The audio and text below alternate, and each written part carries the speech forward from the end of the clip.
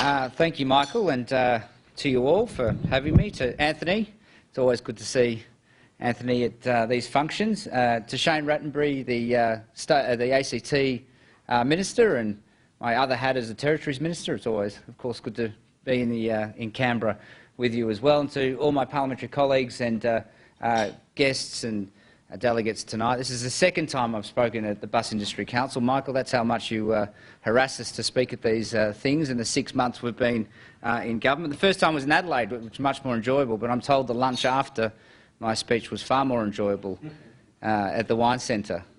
So, which was good of you to support. Good of you to support our fine wine industry. Look, firstly, can I say, Michael, one of your requests, I can tell you tonight we can meet, and that is that Infrastructure Australia, under our reforms, will be able to assess public transport projects and make recommendations on them. Of course they will. Of course they will be an important part. Public transport is an important part of our infrastructure mix, and our commitment is that we want to spend extraordinary amounts on road transport and freight rail, which we think will help free up additional amounts for, as you acknowledged, for state governments to do more when it comes to public transport.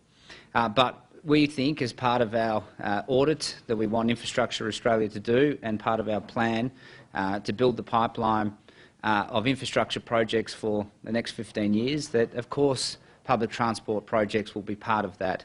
And we would hope the state governments, and we will be working proactively with state governments to ensure that we work our cities, or plan our cities in a way that they are funding those projects which will make our cities stronger and more effective. But of course, Australians like their cars, and our cities are spread, and we do have congestion problems, as your video rightly identifies. And investing $36 billion over the next few years into our infrastructure, particularly roads, will help to alleviate in our major cities some of these congestion issues. Not all, and there is more work to do, and we'll have much more to say in the budget about that. Much more to say in the budget about that. We are focused on building the infrastructure, the productive infrastructure, which will help drive our economy, help ensure that people can get to and from work and have a better work-life balance, and of course investing in roads and ensuring we have better roads helps the bus industry, because it means that buses can travel more consistently on their timetables. They've got more reliability with better roads and more access to our growing parts of our cities. And we've already made commitments to major projects across our cities, WestConnex in Sydney, and we'll be making more commitments in that respect. NorthConnex, which we talked about on Sunday with the Prime Minister and Premier O'Farrell. We've got in Melbourne, of course, our commitment to the East-West project. In South Australia, we've committed to upgrading the South Road corridor in a decade, getting on with both the Darlington upgrade, which will be an enormous benefit for consumers and for drivers, and also getting on with the Torrens to Torrens upgrade, which will also help the freight industry in South Australia. In Western Australia, there are several projects that, some of them had been started under the previous government, and we acknowledge that there was work done under the previous government. Of course, you don't come to government and inherit some road projects that magically start on September 8. There was projects started by the previous government, and we're getting on and making sure that they're finished as quickly and as efficiently as they can be. Which brings me to another important part of our agenda, and a part which will have more to say and will be pursuing very heavily in the coming months, and that is the draft Productivity Commission report, which was released last week, with a final report aimed to be delivered to the government at the end of May.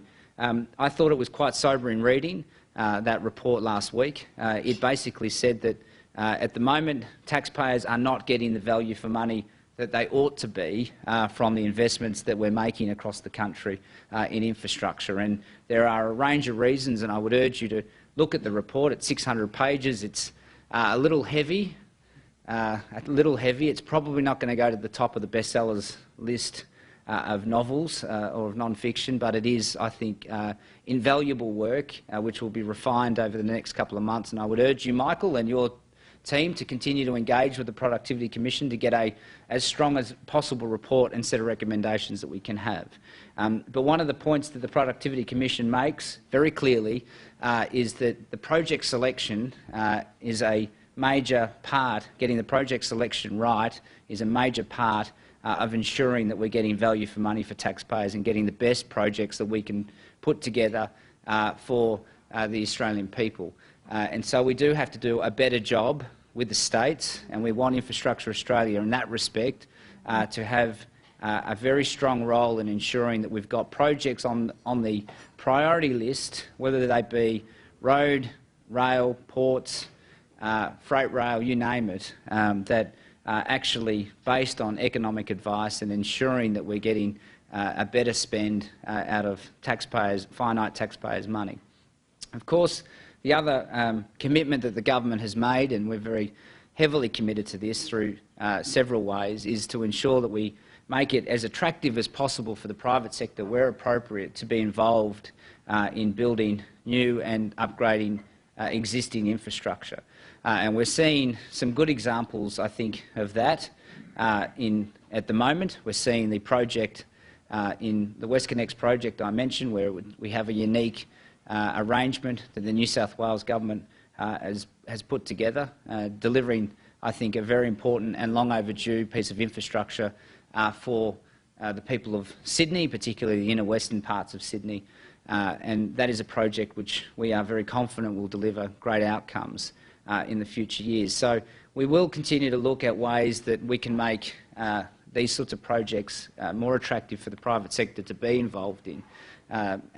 And where there is a strong list of, I think, projects that we have on a Infrastructure Australia priority list, we will see the private sector more proactively look to fund or be involved in those projects. So the Productivity Commission report, the draft report, is, I think, sobering reading, that we have a system at the moment which is broken. It's not getting the best value for taxpayers that it should, and we're therefore not getting as much as we could get out of the spend that we're making, the investments that we're making.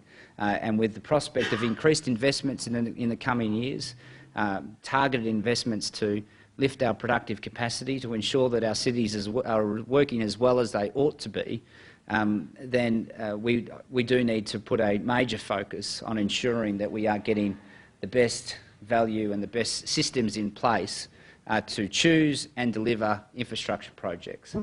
So over the coming months, we'll obviously have the budget in about 7 weeks' time. Infrastructure will be a major focus of the budget. We've got big decisions to make in respect of infrastructure priorities in the western part of Sydney, and we'll have much more to say about that in the coming months, coming weeks and months.